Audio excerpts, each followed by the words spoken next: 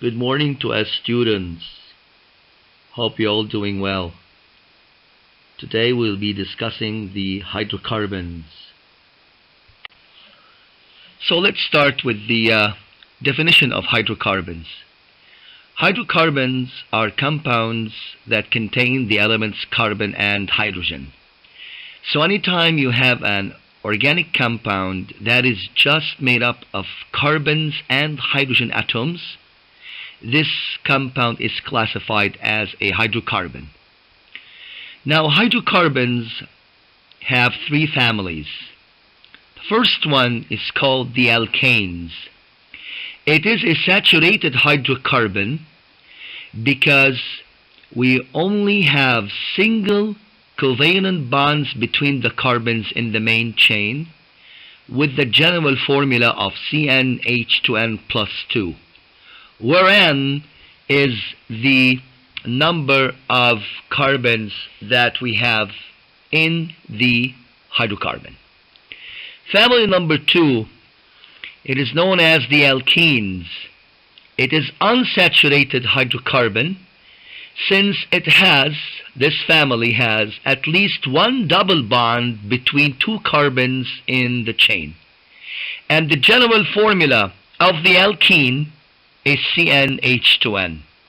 Now, last but not least, we have the alkynes. They too are unsaturated hydrocarbons because they have at least one triple bond between two carbons in the chain, and the general formula of the alkyne is CnH2n minus 2. Now let's talk about N, which represents the number of carbons in the hydrocarbons. If N equals to 1, it means that the hydrocarbon has one carbon. If you have one carbon, the prefix is meth. If you have two carbons, the prefix is F. 3 carbons, a prop.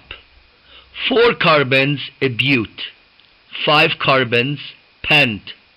6 carbons, hex. 7 carbons, hept. 8 carbons, oct. 9 carbons, non. 10 carbons, dec. Ladies and gentlemen, in the world of hydrocarbons, we deal to a large extent with molecular formulas abbreviated as MF, structural formula abbreviated as SF, and condensed structural formula abbreviated as CSF. In the upcoming slide, we will discuss the difference between these three. Now, to simply understand the difference between molecular formula MF, structural formula SF, and condensed structural formula, I'm going to present to you some applications in order to fulfill this objective. Let's start with butane. If you look at the word butane, the first 3 letters are bute. Now, a bute represents 4 carbons. Now, the name ends with A-N-E, therefore it's an alkane. Now, recall that the general molecular formula of the alkane is CnH2n plus 2. So, if N in this case is 4, which is bute, 4 times 2 is 8, plus 2 is 10. Therefore, the molecular formula of butane is C4H10. On the right side, we have the structural formula of the butane. We line up 4 carbons, and as you can see, we have single bonds between the carbons only because butane is an alkane, therefore it is saturated.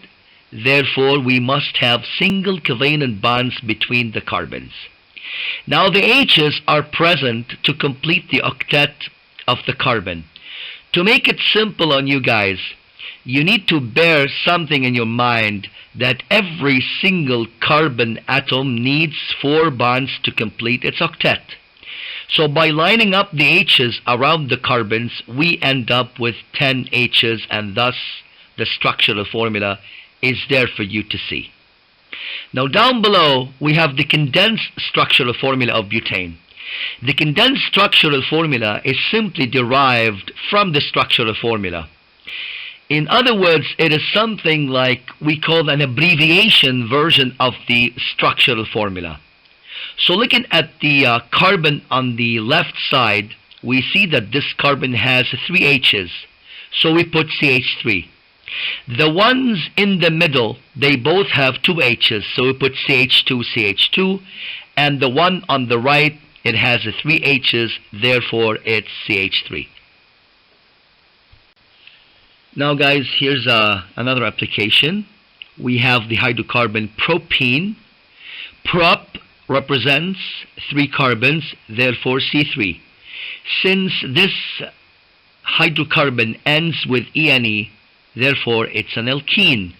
The general formula of the alkene is CnH2n. So since N is 3, so 3 times 2 is 6, and we end up with C3H6 as the molecular formula representing propene. On the right side, in the white rectangle, we have the structural formula of the propene. So we line up 3 carbons, and as you guys see, there's a double bond between 2 carbons. Now whether you place this double bond between the 2 carbons on the right or the 2 carbons on the left, this does not matter. You can place the double bond anywhere between the 2 carbons. Now, like I said in the previous slide, we use the H atoms to complete the octet of the carbon. So the one on the left has a single bond between it and the one in the middle. Therefore, we place 3 H's bonded to this carbon on the left to complete its octet. Now the carbon in the middle, it has a double covalent bond with the carbon on the right and a single covalent bond with the carbon on the left. So if you count the bonds, it has a total of 3 bonds. It needs 1 more bond to complete its octet, so the H can serve this purpose for this carbon. Now the one on the right side, it has a double bond between the carbon in the middle. The double represents 2 bonds, so it needs 2 more to complete its octet, and the H atoms will do the job for this carbon. Now the condensed structural formula, like I said, it is the abbreviated version of the structural formula. The carbon on the left side has 3 H's, therefore CH3. Single bonded with the carbon in the middle, which has 1 H, and the one in the middle is double bonded to the carbon on the right side, which happens to have 2 H atoms attached to it or bonded to it. Therefore, the condensed structural formula is CH3 single bonded to the CH, double bonded with CH2.